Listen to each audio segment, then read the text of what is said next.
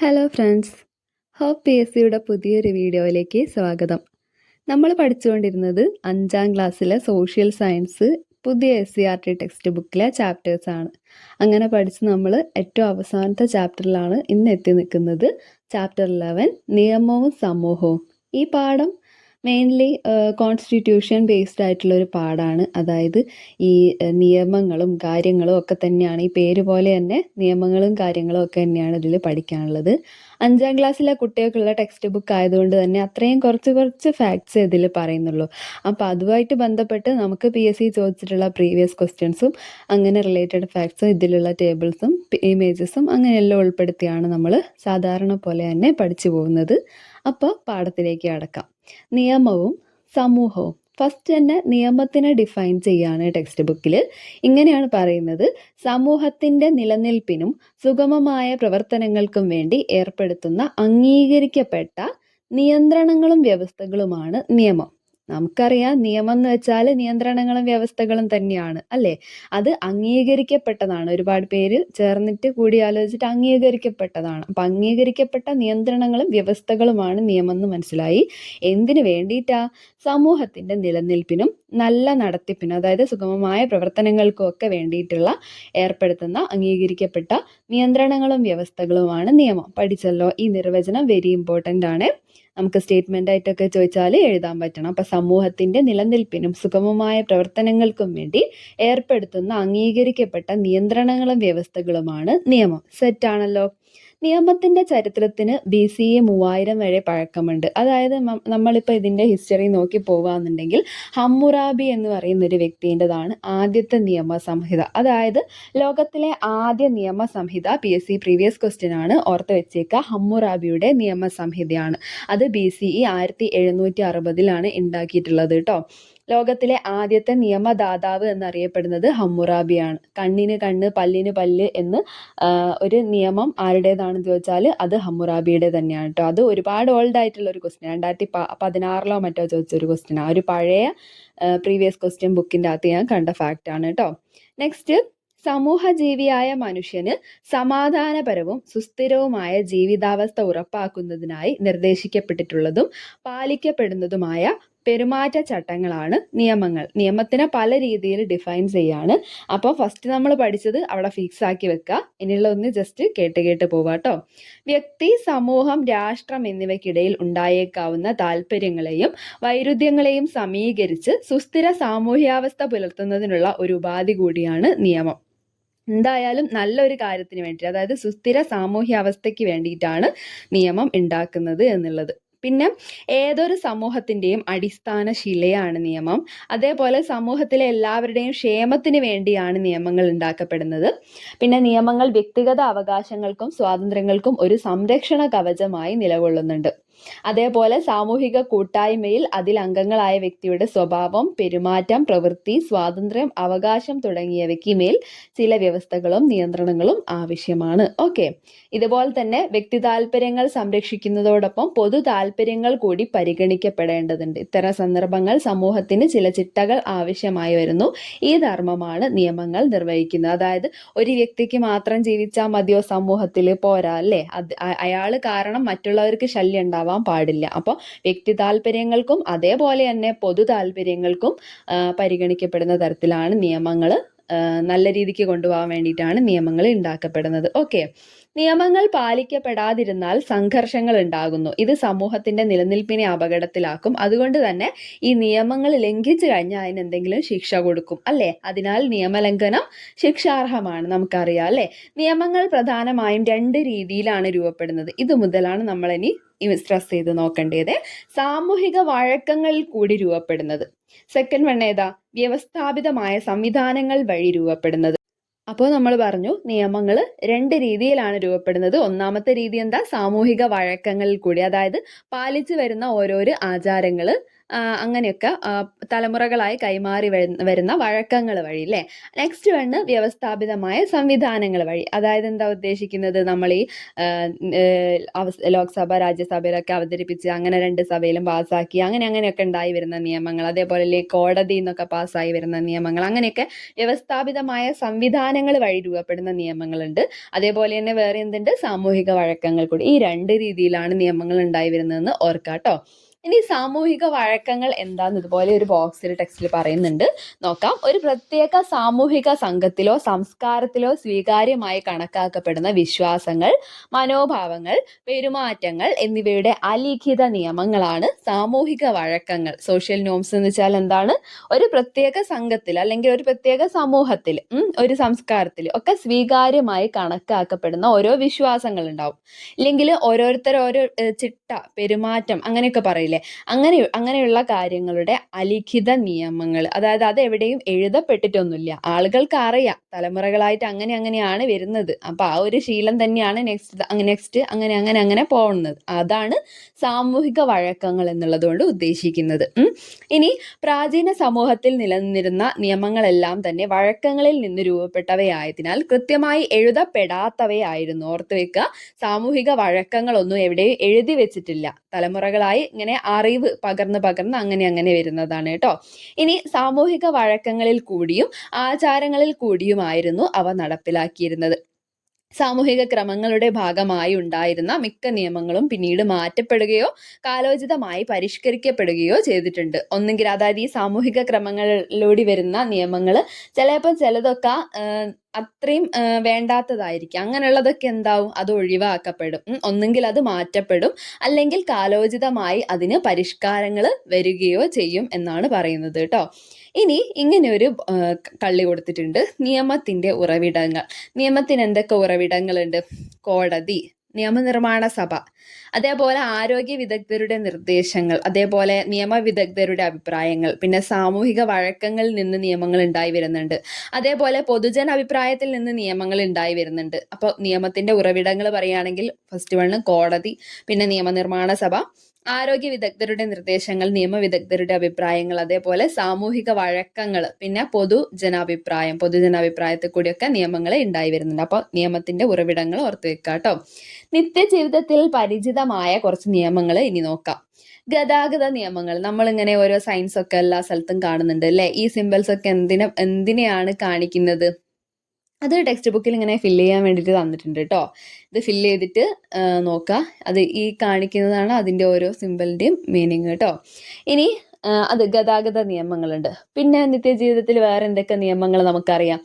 വിദ്യാഭ്യാസ അവകാശ നിയമം, അതേപോലെ ബാലാവകാശ നിയമം, മനുഷ്യാവകാശ നിയമം, വിവരാവകാശ നിയമം, പ്രകൃതി സംരക്ഷണ നിയമം. ഇതൊക്കെ പറയുന്നത് നമുക്ക് പരിചിതമായിട്ടുള്ള കുറച്ച് നിയമങ്ങളാണ്. ഇതൊക്കെ ടെക്സ്റ്റ് ബുക്കിൽ ജസ്റ്റ് ഇങ്ങനെ പറഞ്ഞു പോകുന്നുണ്ട് കേട്ടോ.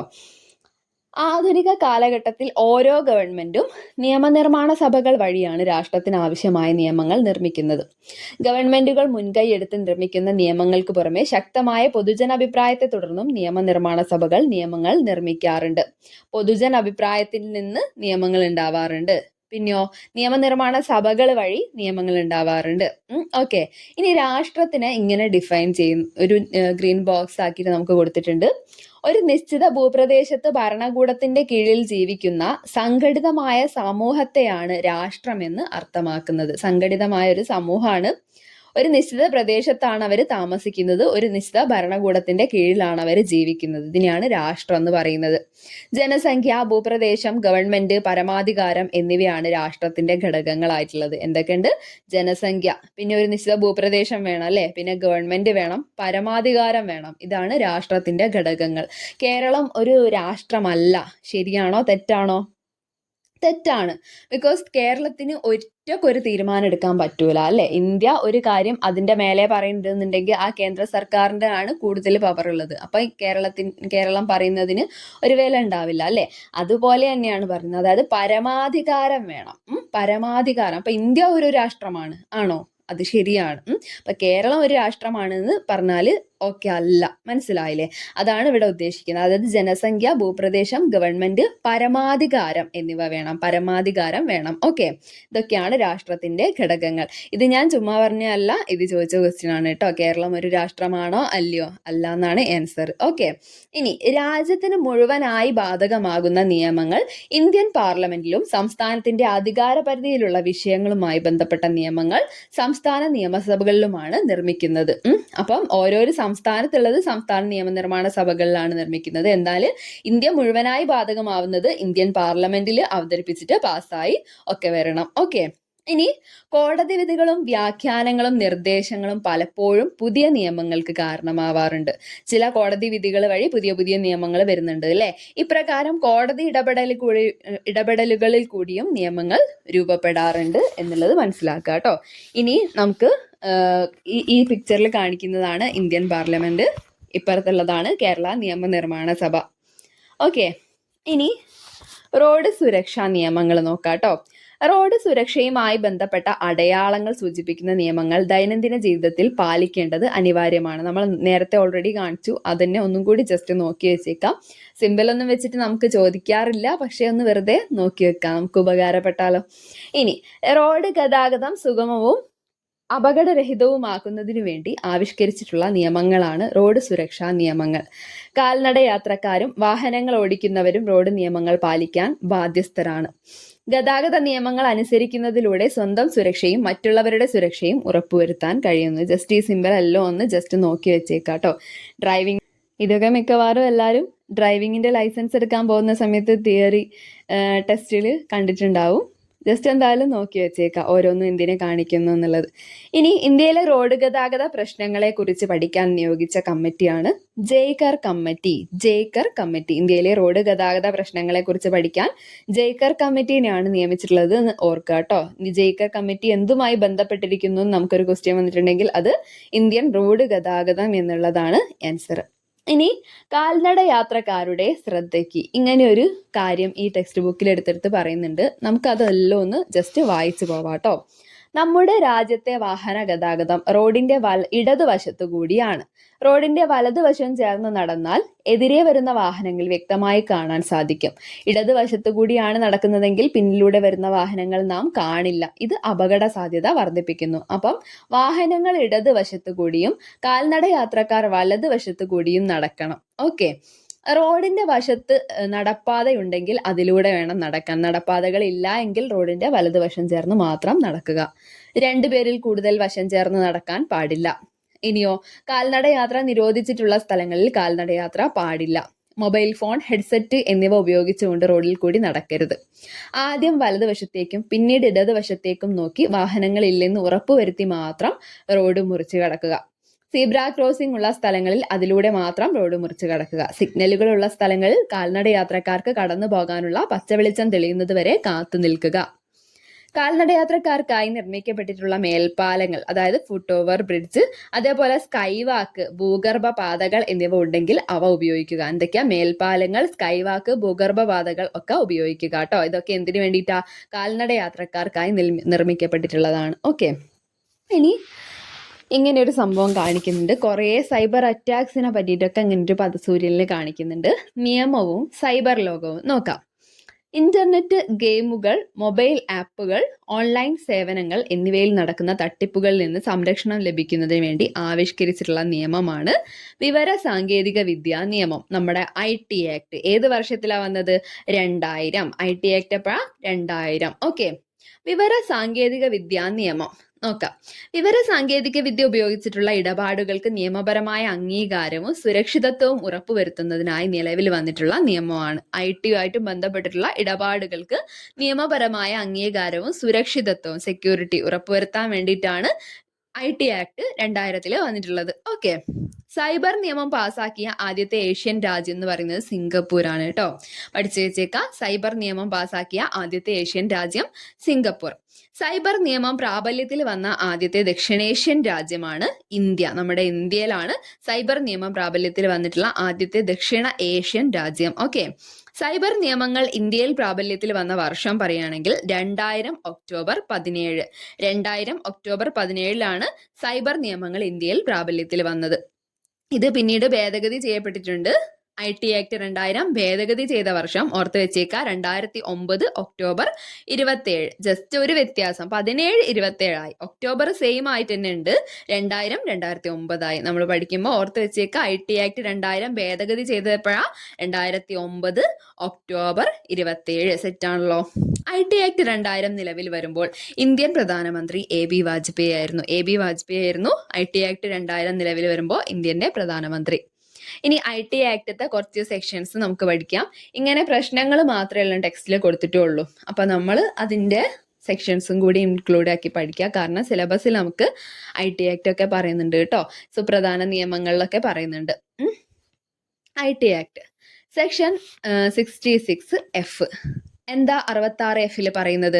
സൈബർ ടെററിസം തടയുന്നത് സംബന്ധിച്ച വകുപ്പാണ്. ഇത് PSC ഒരുപാട് വട്ടം നമ്മളോട് ചോദിച്ചിട്ടുള്ള ക്വസ്റ്റ്യൻ ആണ്. സൈബർ ടെററിസം, ഭീകരാക്രമണം എന്ന് മലയാളത്തിൽ പറയും.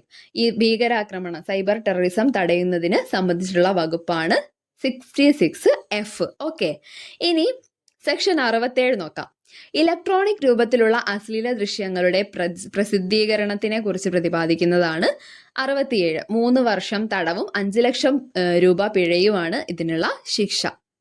ഇനി സെക്ഷൻ 67A ആണ്. ഇലക്ട്രോണിക് രൂപത്തിൽ ലൈംഗിക ദൃശ്യങ്ങളുടെ പ്രസിദ്ധീകരണമോ സംപ്രേഷണമോ ചെയ്താൽ 67A പ്രകാരം ശിക്ഷാർഹമാണ്. 5 വർഷം തടവും 10 ലക്ഷം രൂപ പിഴയുമാണ് ശിക്ഷയായിട്ട് കിട്ടുക. ഇനി സെക്ഷൻ 67B ആണ്. അശ്ലീല ദൃശ്യങ്ങളുടെ നിർമ്മാണം, പ്രസിദ്ധീകരിക്കൽ, പ്രേരിപ്പിക്കൽ ഇതൊക്കെ ഇതിൽ ഉൾപ്പെടുന്നു. കുട്ടികളുടെ ലൈംഗിക ദൃശ്യങ്ങൾ പകർത്തൽ, ഓൺലൈനിലൂടെ പ്രദർശിപ്പിക്കൽ ഇതൊക്കെ കുറ്റകരമാണ്. എത്ര വർഷം ശിക്ഷ ലഭിക്കും? 5 വർഷം തടവും 10 ലക്ഷം രൂപ പിഴയും. കുറ്റകൃത്യം ആവർത്തിച്ചു കഴിഞ്ഞാൽ 7 വർഷം തടവും 10 ലക്ഷം രൂപ പിഴയും. ഓർത്ത് വെച്ചേക്കാം. അപ്പം 66F, 67, 67A, 67B നമ്മൾ പഠിച്ചു. ഓർത്ത് വെച്ചേക്കാം. ഇനി നമുക്ക് വനസംരക്ഷണ നിയമം നോക്കാം. വനസംരക്ഷണ നിയമം വരുന്നത് 1980-ലാണ്. റിസർവ് വനം അങ്ങനെ അല്ലാതാക്കണമെങ്കിൽ കേന്ദ്ര സർക്കാരിന്റെ മുൻകൂട്ടിയുള്ള അനുമതി വാങ്ങണം. ഇപ്പൊ ഒരു റിസർവ് വനം ഉണ്ട്, സംരക്ഷിത വനം ഉണ്ട്. ആ സംരക്ഷിത വനം നശിപ്പിച്ചിട്ട് ഇപ്പൊ അവിടെ എന്തെങ്കിലും ഒരു കെട്ടിടം പണിയാനോ അങ്ങനെ എന്തെങ്കിലും ഒരു ആവശ്യം ഉണ്ട് എന്നുണ്ടെങ്കിൽ, അതായത് റിസർവ് വനം അങ്ങനെ അല്ലാതാക്കണമെങ്കിൽ കേന്ദ്ര സർക്കാരിന്റെ മുൻകൂട്ടിയുള്ള അനുമതി വാങ്ങണം എന്ന് പറയുന്നതാണ് വനസംരക്ഷണ നിയമം. അത് 1980-ലാണ് വന്നിട്ടുള്ളത്. ഓക്കെ, ഇനി നമുക്ക് സേവനാവകാശ നിയമം നോക്കാം. 2012. ഈ നിയമത്തിലൂടെ സേവനം പൗരരുടെ അവകാശമായി മാറി. സേവനം ലഭിക്കുക എന്നുള്ളത് എന്താണ്? പൗരരുടെ അവകാശമായി മാറി. ഫലപ്രദവും സമയബന്ധിതവുമായ സേവനം ഈ നിയമം പൗരർക്ക് ഉറപ്പു നൽകുന്നു. അപ്പൊ സേവനാവകാശ നിയമം 2012 വർഷം എന്ന് ഓർത്തു വെച്ചേക്കാം. ഭക്ഷ്യ സുരക്ഷാ നിയമമാണ് അടുത്തതായി നോക്കാനുള്ളത്. 2013. ഈ 13 എന്ന് എഴുതുന്ന സമയത്ത് നമുക്ക് ഭ എന്ന് എഴുതുന്ന പോലെ തോന്നില്ലേ? അതായത് ഭക്ഷ്യ സുരക്ഷാ നിയമത്തിന്റെ ഭ, അത് ഒരു 13 എന്ന് എഴുതിയതായിട്ട് ഓർക്കാം. അപ്പൊ 2013-ലാണ് ഭക്ഷ്യ സുരക്ഷാ നിയമം എന്ന് ഓർത്ത് വെച്ചേക്കാട്ടോ. ഈ നിയമം അനുസരിച്ച് അർഹതപ്പെട്ട ഭക്ഷ്യധാന്യങ്ങളോ ഭക്ഷണമോ വിതരണം ചെയ്യാത്ത സാഹചര്യത്തിൽ അർഹമായ ഗുണഭോക്താക്കൾക്ക് ഭക്ഷ്യ സുരക്ഷാ അലവൻസിനുള്ള വ്യവസ്ഥകളുണ്ട്. ഓക്കെ, ഇനി നമുക്ക് കുട്ടികളുടെ അവകാശങ്ങളാണ് പഠിക്കാനുള്ളത്. ജസ്റ്റ് കുട്ടികൾക്ക് വേണ്ടിയിട്ട് തന്നെയാണ് ഈ ചാപ്റ്റർ ഉണ്ടാക്കി വെച്ചിട്ടുള്ളത്. അതേപോലെ തന്നെ ജസ്റ്റ് പറഞ്ഞു പോകുന്നേ ഉള്ളൂ. നമ്മൾ അതിന്റെ കുറച്ച് ഇയേഴ്സും കുറച്ച് ഡീറ്റെയിൽസും കൂടി എക്സ്ട്രാ നോക്കുന്നുണ്ട് കേട്ടോ. അപ്പൊ ഫസ്റ്റ് തന്നെ കുട്ടികളുടെ അവകാശങ്ങൾ എന്താ നോക്കാം. സുരക്ഷിതമായ ബാല്യം ഓരോ കുട്ടിയുടെയും അവകാശമാണ്. സുരക്ഷ മുൻനിർത്തി ഇന്ത്യൻ ഭരണഘടന കുട്ടികൾക്ക് ഉറപ്പു നൽകുന്ന അവകാശങ്ങൾ. ഫസ്റ്റ് 1 ബാലാവകാശ നിരോധന നിയമം. ഏത് വർഷത്തിലാ? 1986. ബാലവേല നിരോധന നിയമം 1986-ലാണ്. Child labour prohibition and regulation act 1986. ബാലവേല നിരോധന നിയമം 1986 പ്രകാരം 14 വയസ്സിന് താഴെയുള്ള കുട്ടികളെ ജോലി ചെയ്യിക്കുന്നത് ബാലവേലയാണ്. ഇമ്പോർട്ടന്റ് ഒരു ഓർത്ത് വെക്കേണ്ട നമ്പറാണ് 14.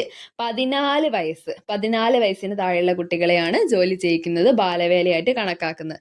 നമുക്കറിയാം ബാലവേല നിരോധന നിയമം 1986-ലാണ് വരുന്നത്. ഇപ്പൊ 2001 ജില്ലകളുടെ ഡിഫറൻസ് എത്രയാ? 14 അല്ലേ? അത് വെച്ച് ഓർത്താൽ മതി. ഓക്കെ, അപ്പൊ 14 വയസ്സിന് താഴെയുള്ള കുട്ടികളെ ജോലി ചെയ്യിക്കുന്നത് ബാലവേലയാണ് എന്നാണ് ഈ ഒരു ബാലവേല നിരോധന നിയമം 1986 പ്രകാരം പറയുന്നത്. ഇനി 2016-ലെ ഭേദഗതി പ്രകാരം 14-നും 18-നും ഇടയിലുള്ള കൗമാരപ്രായക്കാർക്കും ബാലവേലയിൽ നിന്ന് സംരക്ഷണം നൽകുന്നു. അപ്പോൾ ഒരു ഭേദഗതി വന്നിട്ടുണ്ട്. എപ്പോഴാണ്? 2016-ലാണ്. അത് പ്രകാരം 14 to 18 അതും കൂടി ഇൻക്ലൂഡ് ആവുന്നുണ്ട് എന്നാണ് പറയുന്നത്. ഓക്കെ, ഇനി വിദ്യാഭ്യാസ അവകാശ നിയമത്തിലേക്ക് കടക്കാം. 2009 വിദ്യാഭ്യാസ അവകാശ നിയമം വരുന്നത്, റൈറ്റ് ടു എഡ്യൂക്കേഷൻ ആക്ട് 2009. ഈ നിയമം അനുസരിച്ച് 6 മുതൽ 14 വയസ്സ് വരെയുള്ള കുട്ടികൾക്ക് സൗജന്യവും നിർബന്ധിതവും സാർവത്രികവുമായ പ്രാഥമിക വിദ്യാഭ്യാസം ഉറപ്പുവരുത്തുന്നു. പഠനത്തിന് ആവശ്യമായിട്ടുള്ള ചെലവ് വഹിക്കാൻ കുട്ടികൾക്ക് ബാധ്യതയില്ല. അതായത് ഇപ്പൊ നിർബന്ധിതവും സൗജന്യവുമായ വിദ്യാഭ്യാസം എന്നത് സർക്കാർ, തദ്ദേശ സ്ഥാപനങ്ങൾ, സ്കൂൾ അധികൃതർ, രക്ഷിതാക്കൾ, അധ്യാപകർ എന്നിവരുടെ ഉത്തരവാദിത്തവും ചുമതലയുമാണ്. അവർക്കത് കൊടുത്തിരിക്കണം. ഏജ് ലിമിറ്റ് ഓർത്ത് വെച്ചേക്കാം, 6 to 14. ഓക്കെ. ഇനി 6 വയസ്സ് കഴിഞ്ഞ കുട്ടി സ്കൂളിൽ പോകാത്ത അവസ്ഥ ഉണ്ടെങ്കിൽ കുട്ടിയുടെ വയസ്സിന് അനുയോജ്യമായ ക്ലാസ്സിൽ കുട്ടിയെ പ്രവേശിപ്പിക്കണം എന്നും ഈ നിയമപ്രകാരം പറയുന്നുണ്ട്. കുട്ടിയുടെ പഠന നിലവാരം മെച്ചപ്പെടുത്താൻ കുട്ടിക്ക് പ്രത്യേക പരിശീലനം നൽകണം. അതേപോലെ 14 വയസ്സ് കഴിഞ്ഞാലും പ്രാഥമിക വിദ്യാഭ്യാസം പൂർത്തിയാക്കാൻ കുട്ടിക്ക് അവകാശമുണ്ടായിരിക്കും. വിദ്യാഭ്യാസം പൂർത്തിയാക്കാനുള്ള സൗകര്യമില്ലാത്ത സ്കൂളിലാണ് കുട്ടി പഠിക്കുന്നതെങ്കിൽ അവിടെ നിന്നും കുട്ടിക്ക് മറ്റേതെങ്കിലും സ്കൂളിലേക്ക് മാറ്റം ആവശ്യപ്പെടാം. അതിനൊക്കെ ഈ നിയമം അനുവദിക്കുന്നുണ്ട്. ഓക്കെ. ഇനി ബാലാവകാശ സംരക്ഷണ കമ്മീഷൻ നോക്കാട്ടോ. കുട്ടികളുടെ അവകാശങ്ങൾ സംരക്ഷിക്കാൻ വേണ്ടി ദേശീയ, സംസ്ഥാന തലങ്ങളിൽ ബാലാവകാശ സംരക്ഷണ കമ്മീഷനുകൾ പ്രവർത്തിച്ചു വരുന്നുണ്ട്. ബാലനീതി നിയമം 2015 വന്നത്. സുരക്ഷിത ബാല്യം ഉറപ്പുവരുത്തുന്നതിനായി 2015 നിലവിൽ വന്നിട്ടുള്ള നിയമമാണ് ബാലനീതി നിയമം. ഓർത്ത് വെച്ചേക്കുക, ബാലനീതി നിയമത്തിന്റെ വർഷം 2015. കുട്ടികളെ ഉപദ്രവിക്കുക, അവഗണിക്കുക, ഭിക്ഷാടനത്തിന് ഉപയോഗിക്കുക, അടിമവേല ചെയ്യിക്കുക, ലഹരി വസ്തുക്കൾ നൽകുക, അതിന്റെ വിൽപ്പനയ്ക്കായി കുട്ടികളെ യൂസ് ചെയ്യുക തുടങ്ങിയവ ഈ നിയമം അനുസരിച്ച് ശിക്ഷാർഹമാണ്. ഇത്തരം അവകാശ ലംഘനങ്ങൾ ഉണ്ടായിക്കഴിഞ്ഞാൽ സംസ്ഥാന ബാലാവകാശ സംരക്ഷണ കമ്മീഷനെ സമീപിക്കാവുന്നതാണ്. അപ്പൊ ബാലനീതി നിയമത്തിന്റെ വർഷം ഏതാണ്? 2015. ഓക്കെ, സെറ്റ് ആണല്ലോ.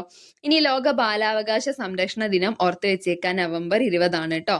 November 14 ശിശുദിനം ആണല്ലോ. അപ്പൊ ആ ശിശുദിനത്തിന്റെ അതേ മാസത്തിൽ തന്നെയാ വരുന്നത്, അതായത് നവംബറിലാണ് വരുന്നത്.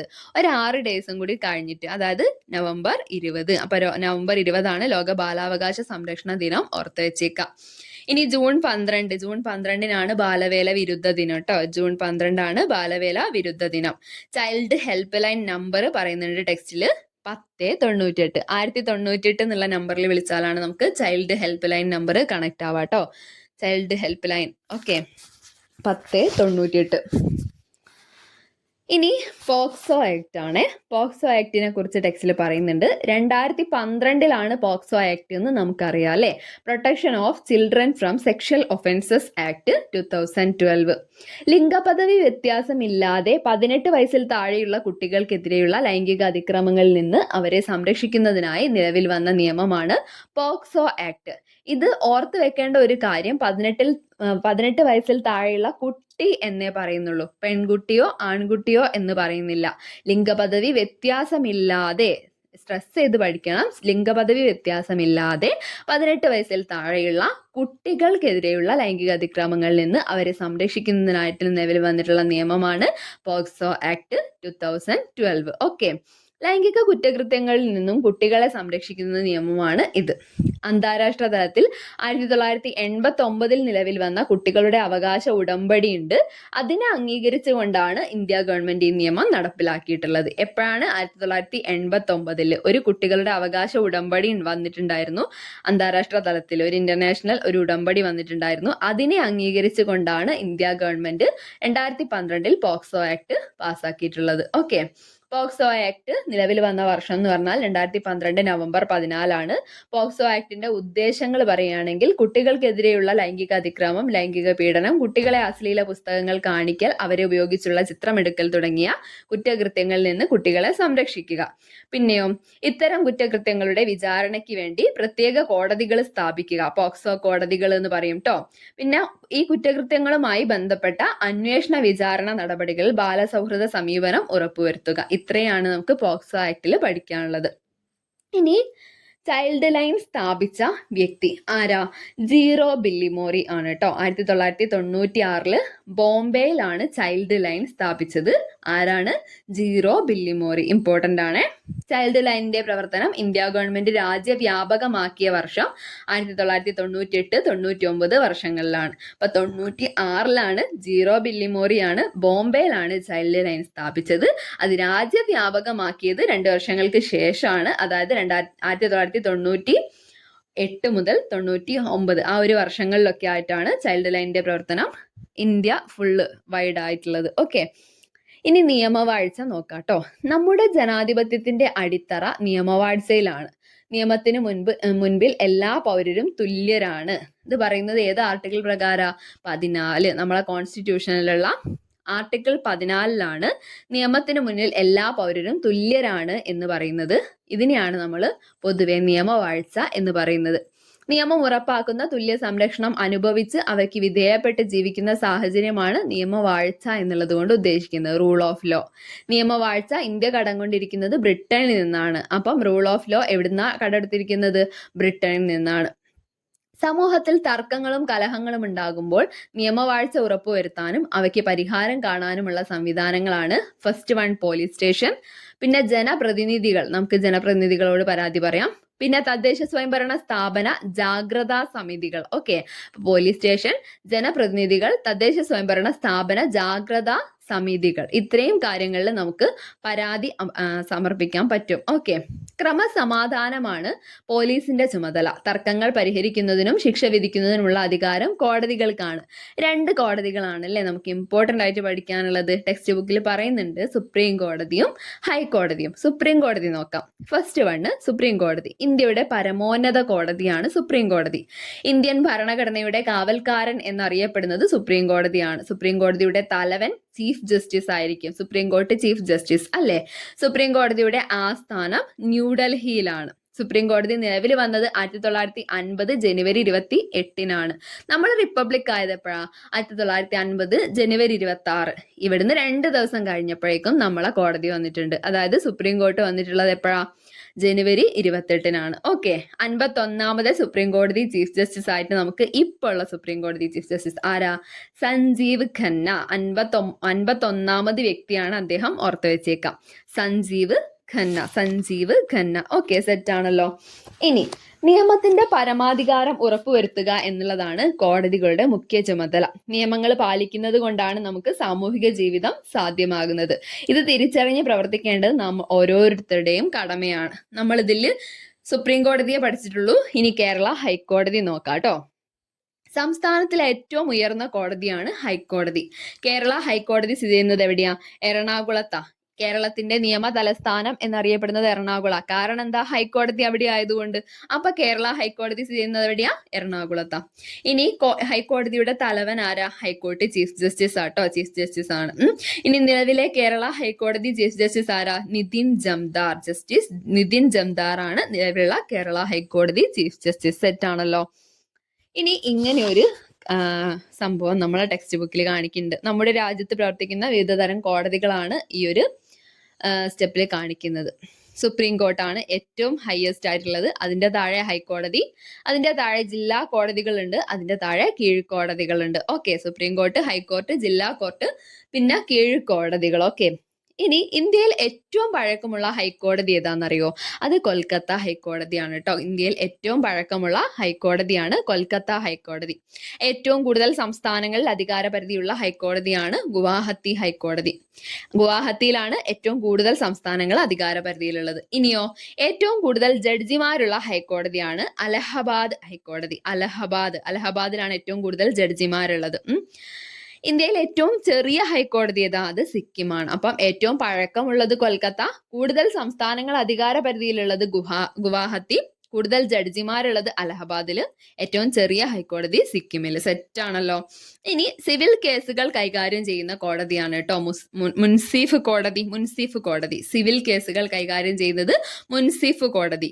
ക്രിമിനൽ കേസുകൾ കൈകാര്യം ചെയ്യുന്നതാണെങ്കിൽ മജിസ്ട്രേറ്റ് കോടതി. ഇത് നമ്മൾ മറന്നു പോവാതിരിക്കാൻ വേണ്ടിയിട്ട് മുൻസിഫ് എന്ന് പറയുമ്പോൾ അതിലൊരു സി ഉണ്ടല്ലോ, മുൻസിഫ്. അപ്പം അതിൽ ഈ സിവിൽ എന്ന് പറയുമ്പോൾ ഒരു സി തന്നെയാ സ്റ്റാർട്ട് ചെയ്യുന്നത്. അപ്പം മുൻസിഫ് സിവിൽ. ഓക്കെ, അതേപോലെ ക്രിമിനൽ ആണെങ്കിൽ മജിസ്ട്രേറ്റ് കോടതി. ക്രിമിനലിന് ആ ഒരു സ്റ്റാർട്ടിങ്ങിലുള്ള ആ ഒരു സിമ്പൽ ഇല്ലേ, അതിവിടെ മജിസ്ട്രേറ്റിനും ആ ഒരു സിമ്പൽ ഇല്ലേ, അത് വെച്ച് കണക്ട് ചെയ്താൽ മതി കേട്ടോ. അപ്പൊ ക്രിമിനൽ, മജിസ്ട്രേറ്റ്. ഓക്കെ, അപ്പം ക്രിമിനൽ കേസുകൾ കൈകാര്യം ചെയ്യുന്നത് മജിസ്ട്രേറ്റ് കോടതി, സിവിൽ കേസുകൾ കൈകാര്യം ചെയ്യുന്നത് മുൻസിഫ് കോടതി. അപ്പൊ ഇത്രയാണ് നമുക്ക് ഈ ഒരു ചാപ്റ്ററിൽ പഠിച്ചു തീർക്കാനുള്ളത് കേട്ടോ. അപ്പൊ ഇതോടെ നമ്മൾ 5ാം ക്ലാസ്സിലെ ഫുൾ ചാപ്റ്റേഴ്സ് കവർ ചെയ്ത് കഴിഞ്ഞു.